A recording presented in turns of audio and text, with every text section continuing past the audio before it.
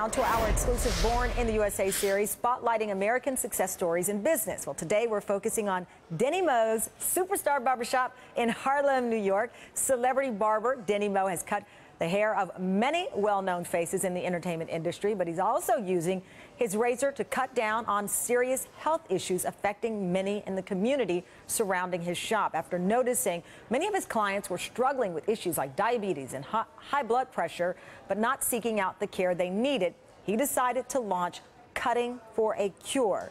The 48-hour health fair and hair-cutting marathon brings healthcare providers to his clients and the community. And in the time since its inception, 6 years ago, he's inspired barbers across the country to join his effort. And joining me right now is barbershop owner and founder of Cutting for Cure, Denny Moe Mitchell, and Marsha Bonner, the charity project manager. Thank you both for joining us. Thank you for having us, Tom. Okay, so tell me the moment, Denny, where you said, you know what, I'm a successful barber, I'm good at what I do, but I'm more than that. Well, to be honest with you, in 2007, I wanted to do a marathon, and my father, at the time, got diagnosed with pancreatic cancer. And that kind of set me back a little bit because my father was like my hero, you know, and it's like I didn't know what to do. So I was struggling with it, and when, you know, he finally passed away, and I said I couldn't help him, but I know I can help somebody. So we did the Cutting for a Cure, and we focused on early detection and prevention. I know your father is looking down proud of you and what you've done. And what I understand is, and we see it in the numbers, Denny, that a lot of men in particular, are least likely to go into the doctor. Yep. They have something, they'll take an aspirin, but they won't visit the doctor, maybe not even taking an aspirin. And the numbers are particularly high amongst African-American men who won't see the doctor for a number of reasons, Marsha. Absolutely, and that's one of the reasons why what Dennis and I are trying to do is to bring the healthcare providers into the barbershop. Men, women, children, they all will get their hair done. There are just certain things that folks are going to do, Tamron, and we have decided that this would be a great meeting place for the healthcare providers and the clients that we serve, and we serve quite a few clients. Our event actually over 4,000 people came through. We were able to screen about 600 people, and we gave away 8,000 pieces of literature.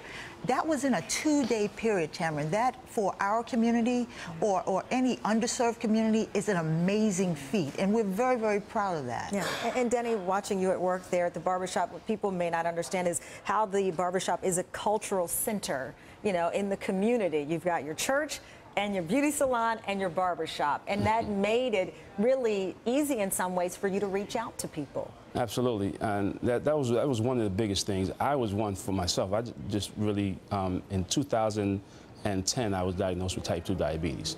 And as far as I know, I might have had it for about a year or two before I found out, because I was one of those guys who didn't go to the doctor. What made you decide to go to the doctor?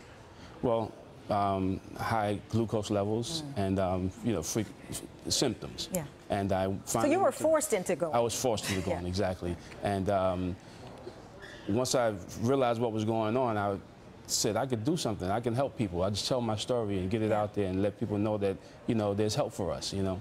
Yeah, there is. And so when you look out and you see that other barbers are following in your footsteps, and you hear the numbers, the hundreds of people who are helped as a result of, you know, you losing your father, your own health in jeopardy. Yes. How did that make you feel? I was devastated because it was, I was not me, you know, and I was like, how can I be going through this? It doesn't happen to me. And how does it feel now to know that you're helping so many, though? It feels great. It feels great. I feel good because I've helped myself, and I'm helping others by letting them know that they can come to the barbershop. A lot of people trust their barbers more than their doctors, believe it or not. Absolutely. I trust my hairstylist more than I trust most people. But Marsha, this is growing, and this is just the beginning. Absolutely. This is just the beginning, and we're looking forward to trying to take this national. One of the things that we'd really like is to get a little bit more funding. The event that we host, Tamron, costs us about, you know, a little over $30,000. Dennis and I, out of our own pockets, primarily pay for a significant portion of this.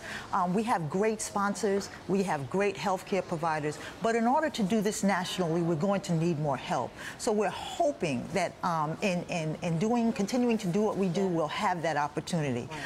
Dennis and I have been great partners in this. I'm a social activist myself, a motivational speaker. I have a well, it's not a nonprofit yet, working on it, but it's called Hugs Movement, helping us grow spiritually. Our base is Renew You, mind, body, and spirit. People come with their authentic selves. If we can get people to focus in on those areas of their lives, many good things can happen in our communities. Well, putting health first is important. Thank you so much, Dennis, for what you've done. Thank you, Marsha, as well. You can go to our Facebook page and learn more information. Again, Born in the USA. Thank you so much. Thank you.